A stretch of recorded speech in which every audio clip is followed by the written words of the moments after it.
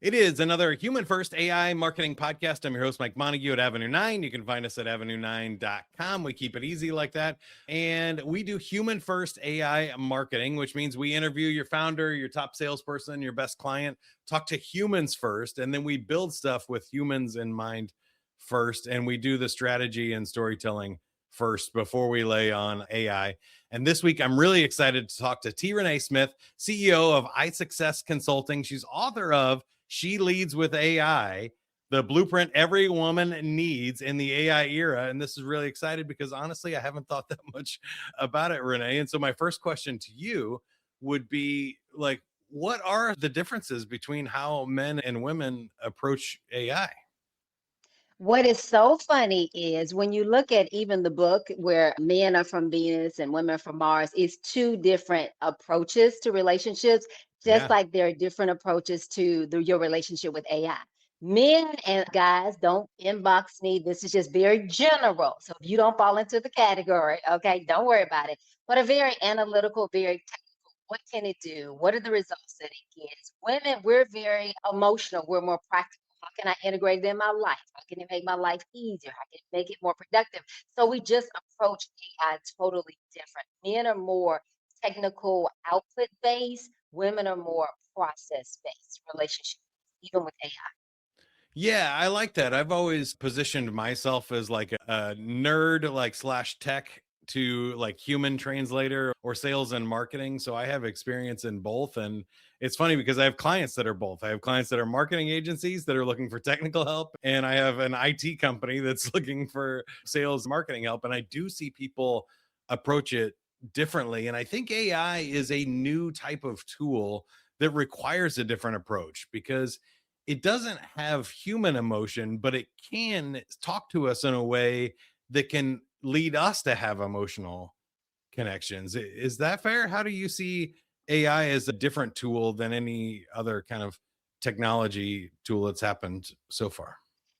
And so, really, once you learn how to train AI and train it for yourself or for your business, it becomes way more than a tool. It becomes a strategic partner.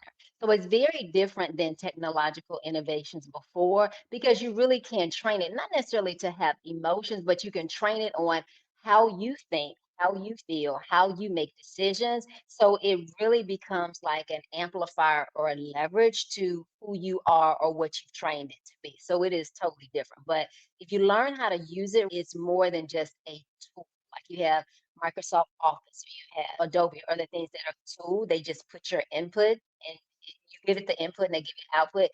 AI is at a whole totally different level if you know how to treat So what are some of the common like misconceptions or mistakes people make when they approach AI?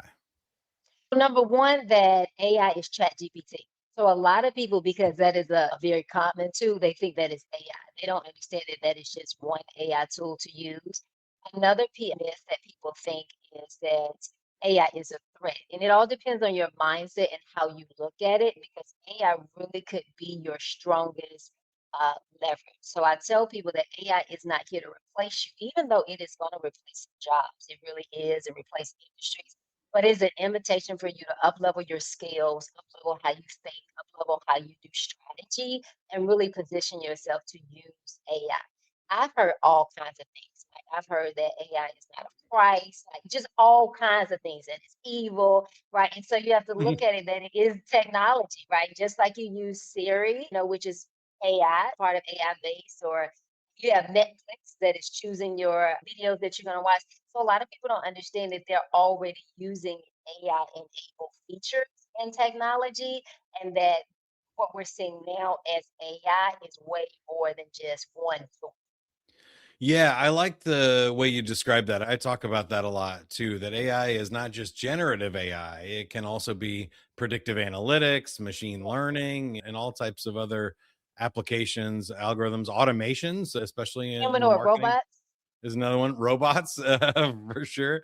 And I get that it's scary in there, but I think also what you said is important that I've been trying to highlight recently is the ChatGPT, Claude, Grok. Those are all like the Swiss Army knife tools. They do a lot of things, but they're also only text and audio based interfaces. They're starting to get some visual aspects to it. And with a Swiss Army knife, you can do a lot of different things. It has a lot of little small tools, but you can't like chop down a tree with it, or you can't build a house with it because it might have all the tools you need, but it's going to be really cumbersome to get that job done. So, especially in business and marketing, I think it's important to say, oh, let's look at another tool specifically designed just for this job that will do much better than trying to use ChatGPT or Claude for everything. I think that's one of the biggest mistakes I make. So I do want to ask you about this in your experience, because I see people trusting it too much,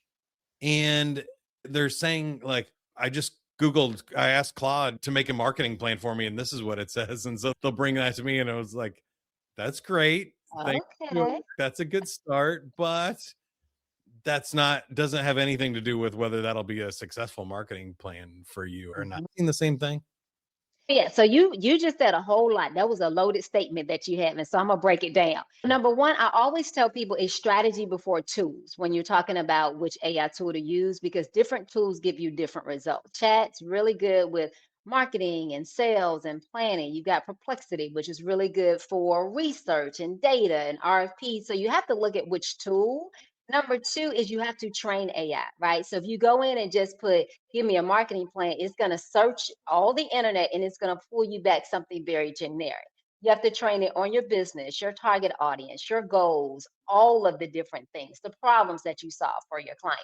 And so a lot of people they trust the information that chat is given and is pulling from resources that may have bias, it may have inaccurate information. And sometimes you have to prompt AI and tell it when you are, hey, it's 2026, is this month. So it's not pulling you old data.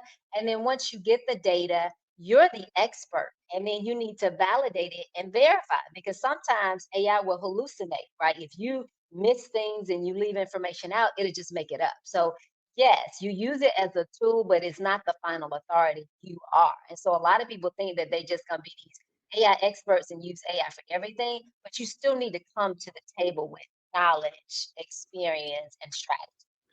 Yeah, I think there's a lot to unpack there. And thanks for breaking down my statements. I'm known for asking really long, multiple questions. But when I do that, that just is giving you something to latch onto. Whatever you find is the most interesting part of the ramblings, you can jump onto. So I'm going to do another one because I think you said some interesting things there about bias and this tendency of AI to, it's a prediction machine. So it's going to go to the most likely answer, which is great if you're looking for like a majority rule. And sometimes in marketing, if you're marketing a consumer based product, that can be good insights to like what the most people do. But I also feel like interesting marketing is an edge case, and we're marketing to niches. And we'll just say, you said I could go anywhere with this. I'm a middle aged white guy from the middle of the country. I check no boxes on the edges of anything. And so I'm wondering if you have a different perspective on this, and does it affect like how you see biases from AI, or is your experience different than, I know everybody's experience is different when they use one of these because it learns from how you use it. But have you noticed a significant difference, or would you even know? Absolutely. So when you have your inputs into AI, it's based on your lived experience, what you think, what your expertise are. When I enter my information to AI, it's exactly the same thing. First of all, we all have biases, right? So it's just not the developers that are creating AI or the other information. Every individual has it. And so absolutely there is going to be bias in AI. Mm. And it's going to get different information just based on what you put in there. So, absolutely, I totally agree with you. And so that's why people cannot just say, hey, I put it into Claude or like you said, or Gemini, Yeah. and it gave me back that information. Is it relative for you, what you need, and the goal that you want to accomplish? That's why I always say before you sit down to AI, it needs to leverage what you put in it. So you need to have some parameters or some guardrails. So even like with the marketing plan, it needs to say, this is our company, this is our goal, this is our outcome, these are the problems that we solve for our clients, and this is why we're different, our unique selling proposition. And what people don't understand is if you don't know that information, you can have AI to train you. You can say, hey, AI, I need to create a whole marketing plan and I need to make sure that I have a 50% conversion, 20% conversion. What are the questions that you need to ask me to help me come up with marketing plans? So it can be branded to me. So you don't have to know all the answers. You can just have it to ask you questions. Yeah, one of the things that I think people miss is that the T in GPT stands for transformer. So Yes. it's really great at transforming one message into something else. So you could say, "Hey, I wrote this, translate this so that somebody could hear it better if they're in this audience." And you can really use it to not only foreign languages, but into different types of things. Make it more direct, make it more analytical, Yes. make this more emotional. Whichever direction you want to go, it can help you customize those messages to your audience, which I think is really the key to great marketing, but also just connecting with anybody. If it's an employee on your team or a Yeah. customer, whatever you need to do, help me write this in their language, not mine, I think is a really great prompt for just about any message. It is. And another thing too, have you noticed when you're, let's say maybe when you first started with AI, oh my God, this is amazing. This is a great idea. It just was very encouraging to you. And so really you have to be like, listen, find these gaps, find these holes. If it sucks, tell me that it sucks. So you really have to with AI, listen, okay, pressure test this because sometimes AI will tell you everything is great and fabulous and it really isn't. Yeah. I think that's a lot too. And it's funny. I wonder if you have any tips from that other than what you just said, pressure testing it. But I do think that like the hallucinations combined with like the gaslighting isn't the right term, but definitely stroking your ego slash gaslighting of everything's great. You're not crazy at all. That's the opposite of gaslighting. I feel like you can really easily, the more you do it, and especially the longer the thread you have, the longer you work in kind of one conversation, it starts to drift and you start to drift and just follow it off into this. Oh, we must be great. And here's another thing that would make it even better. Ooh, let me see that. And it can really get away And, from you. and 12 hours later, so one thing I tell people is the more you use it, a lot of times it will drift. And so I have everybody to create like an AI operating manual, which simply means you'll put in there whatever your brand is, how you've trained AI, and you have it as a document. So every time you start a new chat, you will attach the document. Or if it veers off, you would say, hey, I need to bring you back to center and focus on who we are, what we do, what our goal is. So you're not having to reinvent the wheel every single time. So that's why you actually have to pressure test the results that it gives you because you'll notice when you start going down those long trails, it'll be inputting all information that has nothing to do.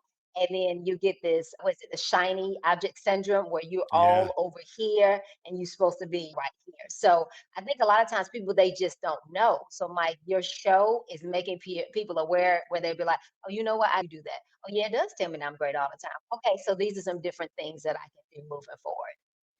Now, one of the things you mentioned in the subtitle of your book is reducing burnout. Oh, And yeah. I thought AI was going to do that, but it turns out, no, we're just burning out people faster. I've said this about marketing like AI is an amplifier and an accelerator. And so if you have a bad marketing plan and you put AI on it, you're just going to fail faster. You're just going to burn more cash, more ads, and get there faster. And I feel like the same thing goes for work. If you're burning out, and now all of a sudden you're like, I have to do 10 times as much because AI can let me move faster. You're just going to burn out faster. So, can you talk about your experience and what you're seeing there with burnout? Mike, we could just end the show right there because you said a whole lot. And so I think the very first thing is I don't want people to miss what you said. AI is an amplifier or a multiplier to what you already are doing. So if the systems that you have are not working, the strategy that you have is not working, is absolutely going to multiply that. So AI can help you to reduce burnout, but not on day one. Yeah. What AI should help you do is to have better strategies, have better systems, have better workflow. So it's the human first. So the human has to actually work with AI to document all of these things. And then once you're able to document and automate it and train your team, whether that's an AI agent or an actual person, then it can get you to a place of reducing burnout. But I think a lot of people, they just have this myth and this conception. Same thing as big organizations. So we do consulting for large organizations that are doing rollouts, as well as we train and teach small businesses.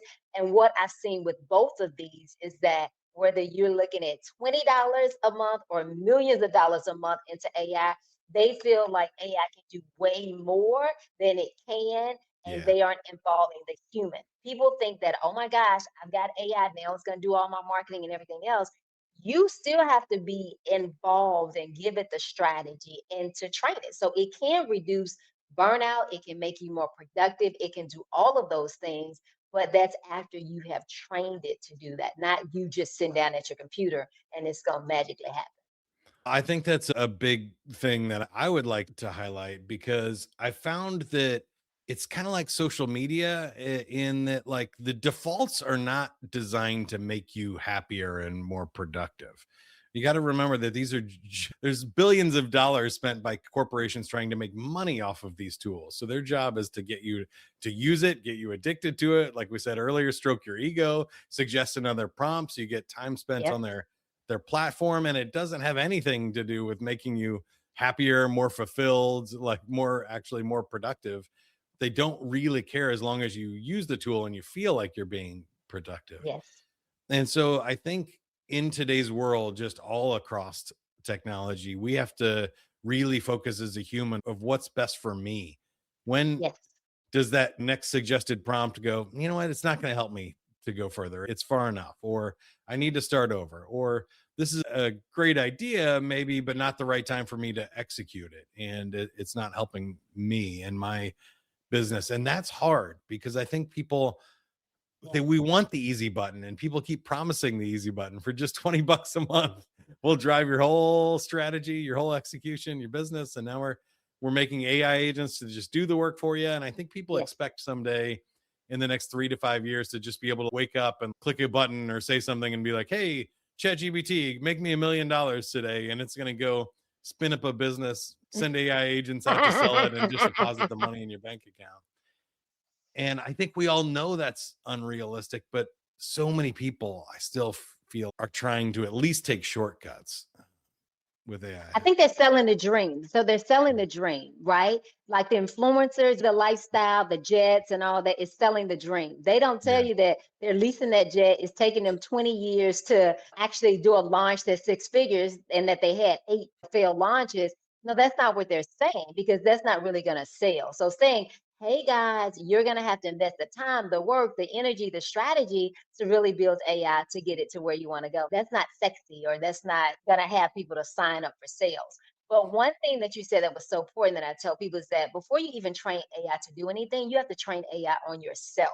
And what that simply means is use AI to help you to understand who you are because most people don't. They don't understand what they value. They don't understand what they want out of life. They don't Mm, understand why they really, what's their why behind the business.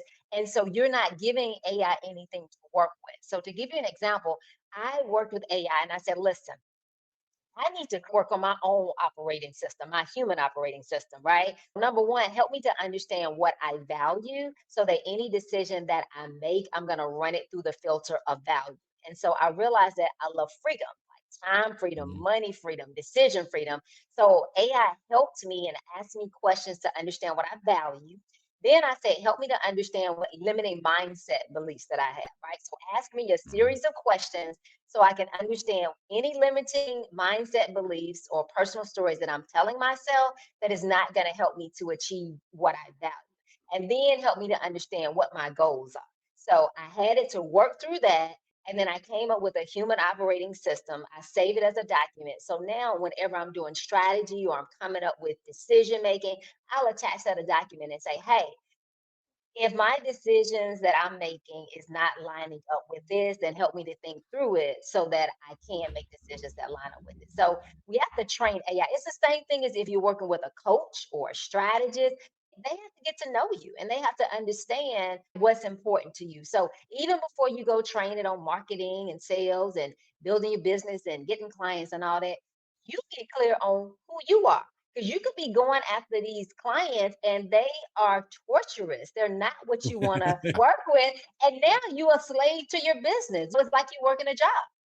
yeah, I completely agree, and I love where you're going there because I think a lot of coaches need to help people figure that stuff out first. What I do at Avenue 9 is help people do that for their business. Like I said at the Yeah. beginning, I'll interview the founder, the top salesperson, the best clients, and find out what they're really all about and what their values are and who their ideal client is, what makes them special and different in the market, and then use all that as the contextual database to put into AI and train AI to make cool stuff for them. And it's really fun when you get it right, but if you don't, Yes. you're just making slop. You're just making stuff to make stuff, and it doesn't really help the business that much. Yes. So And I it's think not you're going onto to work. something there. But I did want to ask you about specific like tactics or tools or anything. Do you have a favorite AI tool, or do you have any maybe niche tools that most people haven't tried yet that you think are game changers?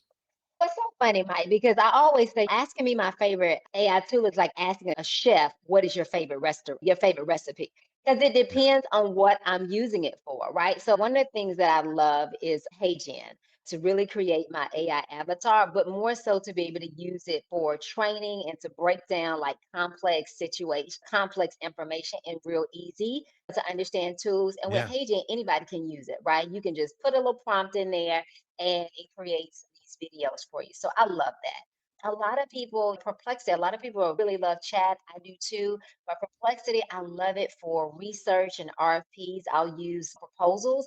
I'll use Perplexity and Claude. So Claude, Perplexity will give me the framework, and then I'll go check the information in Claude.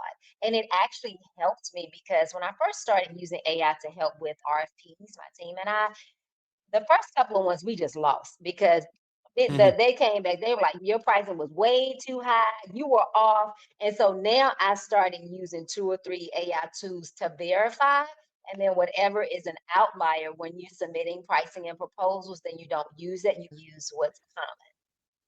Yeah, I think that's the tip really is that they all do different things a little Different bit things. better. And I love Google Notebook for a lot of what I you're love talking Google Notes. about with Yes, HeyGen and really cool video overviews and training documents, especially if they're internal and they don't need to look great or anything. They just need to have the right information for yep. an employee manual or something.